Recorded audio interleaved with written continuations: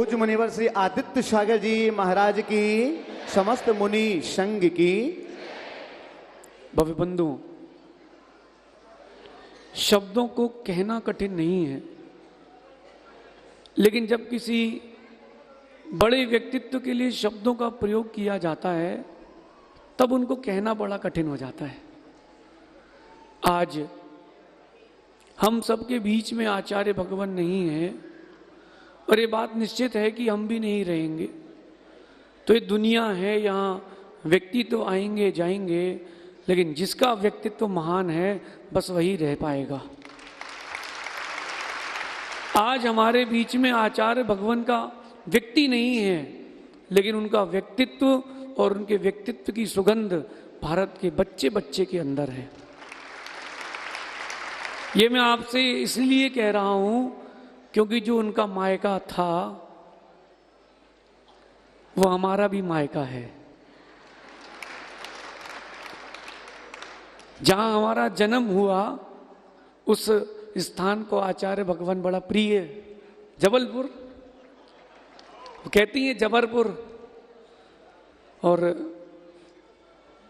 अच्छे कवि ने कहा है कि जबलपुर सतना, सोच समझ के फंसना। जबलपुर वाले जहां लग जाए तो फिर वो छोड़ते नहीं।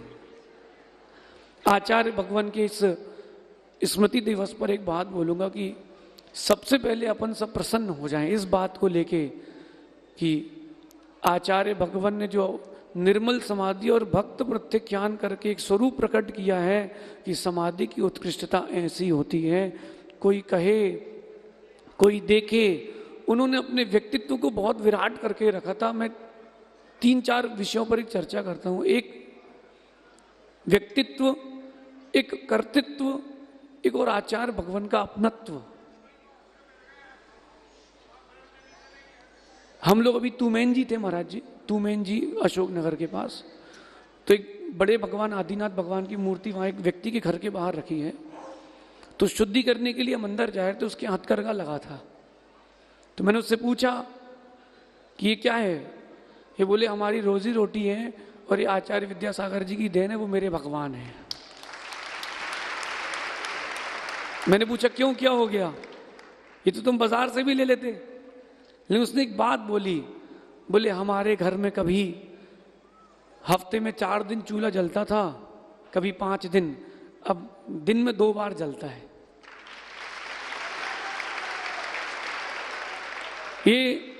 ये उनका अपनत्व था। ध्यान रखना, जो बड़ा व्यक्ति होता है ना वो बहुत दूर तक संदेश भेजता है। सूरज बहुत दूर, लेकिन गर्मी बाहर वालों तक पहुंच रही है और हवा, ठंडी हवा भी अभी यहां तक आ रही है। बड़े व्यक्तित्व जो होते हैं वो चीजें अपनी दूर तक पहुंचाते हैं, प्रसारित करते हैं। तो आचार्य भगवान का जो व्यक्तित्व था, सबसे पहली बात कि वो अहिंसा से जुड़ा था। ये जैन लोग बहुत चालू हैं, जहां काम सिद्ध हो वहीं जाते हैं। आप सिद्ध, ये बात समझना। और साधु जो होते हैं जहां अहिंसा पले वहीं जाते हैं। इसलिए आचार्य भगवान घूमे पूरे भारत में, लेकिन रुके जाके एमपी में। आचार्य भगवान के व्यक्तित्व में 2 बातें और थी। एक स्वात्म लीन था और एक स्वात्म हितार्थ था। जो आचार्य श्री की स्वात्म लीनता थी, जिसने देखा होगा वो समझता है। मेन्यू पढ़ने वाले को कभी स्वाद नहीं आता महाराज जी। ये लोग होटल जाते हैं ना तो मेन्यू पढ़ते हैं, तो मेन्यू पढ़ने वाले को कभी स्वाद नहीं आता। वो जो ऑर्डर करता है उसको स्वाद आता है। तो आप लोग सब मेन्यू वाले हो, देख के जाते हो। जो साधु भगवान है, जिन्होंने अंदर से देखा है, उनको पता है कि उनकी स्वात्म लीनता क्या थी। हमने मुनि बनकर के एक ही बार दर्शन किए हैं रामटेक में, और उस समय हम सब कक्ष में थे, गुरु जी के साथ थे। और 5 व्रतों की भावना के ऊपर आचार्य श्री ने हम लोगों को 20 मिनट का संबोधन दिया था। वो चिंतन और वो मनन और उनकी स्वात्म लीनता का स्पर्श उस समय हमने किया था, और उनकी सारी क्रियाएं स्वात्म हितार्थ थी। और आचार्य श्री के ये तो हो गया व्यक्तित्व। कर्तृत्व जो आप लोगों ने देखा है वो बहुत छोटा है। आचार्य भगवान ने ऐसे ऐसे ग्रंथों की रचना की है कि आने वाली पीढ़ी उनको गद्दियों में रख के बांचेगी। एक आचार्य श्री का ग्रंथ है धीवरोदय। महाराज जी उसकी प्रति छपी नहीं थी, हस्तलिखित प्रति मिली थी हमको, अब छप गई है। और उसको सबसे पहले ताड़पत्र में करा कर के हमने फिर उसको सुरक्षित करवाया, क्योंकि जो चीजें कीमती हो उनको बड़ा सजो के रखना पड़ता है। आचार्य भगवान का ग्रंथ लेखन, उनके कर्तृत्व की बात कर रहा हूं, उनका ग्रंथ लेखन, उनका जन कल्याण का भाव और दीक्षा शिक्षा, ये उनका कर्तृत्व था। मेरे मन में कई बार एक बात आई कि सारे आचार्य परमेश्वरी 36 ही मूल गुणों का पालन करते हैं, लेकिन आचार्य भगवान विद्यासागर जी में कुछ विशेष क्या था? उनके साथ बहुत सारे लोगों की साधना जुड़ी थी, उनके साथ बहुत सारे लोगों की आराधना जुड़ी थी। तो उन सारी साधकों का, उन सारे आराधकों का 1/6 पुण्य भी उनके खाते में जाता था, इसीलिए उनके पास विशेषता थी। अब बात करता हूं अपनत्व की, तो आचार्य भगवान का जो जीव दया के प्रति अपनत्व था, अगर कोई समझ लेता तो क्या बात थी। चाहे जबलपुर का दयोदय हो या बीनावाड़ा की गौशाला हो, हर प्राणी की दुआ उनको लगी है। हर प्राणी की दुआ उनको लगी है। ऐसे बड़ी इमारत नहीं बनती, नींव मजबूत होना चाहिए। और अभी हम लोग जीवंदर चरित्र पढ़ रहे थे, उसमें आया कि एक यक्ष जो स्वान का जीव था, वो यक्ष उनसे प्रसन्न हो गया और पूरे जीवन भर उनकी सेवा में लगा रहा। आप ध्यान रखना, ये जो तिर्यंच है ना, मनुष्य तो कहो फिर भी पलट जाए, लेकिन तिर्यंचों की भावना नहीं पलटती।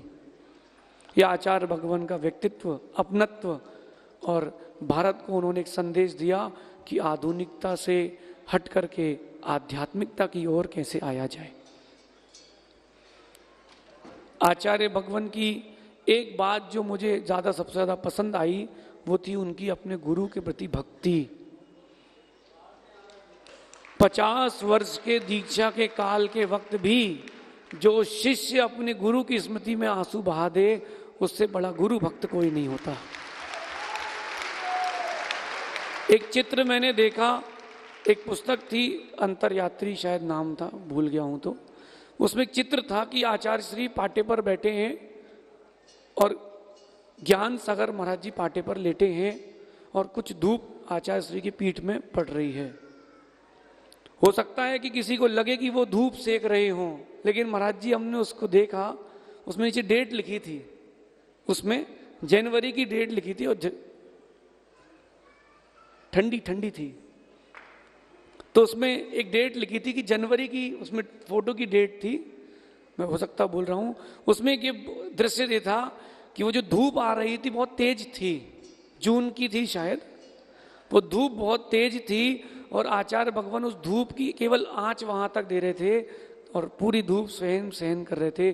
जो शिष्य गुरु के लिए सहन करता है, वही शिष्य ऊंचाइयों को छूता है। इसलिए उनका अपने गुरु के प्रति समर्पण, आचार्य भगवान का जिनवाणी के प्रति समर्पण, अहिंसा के प्रति समर्पण और देश के प्रति समर्पण, ये हम सबके लिए अनुकरणीय है। एक बात बोलकर के अपनी बात को विराम देता हूं।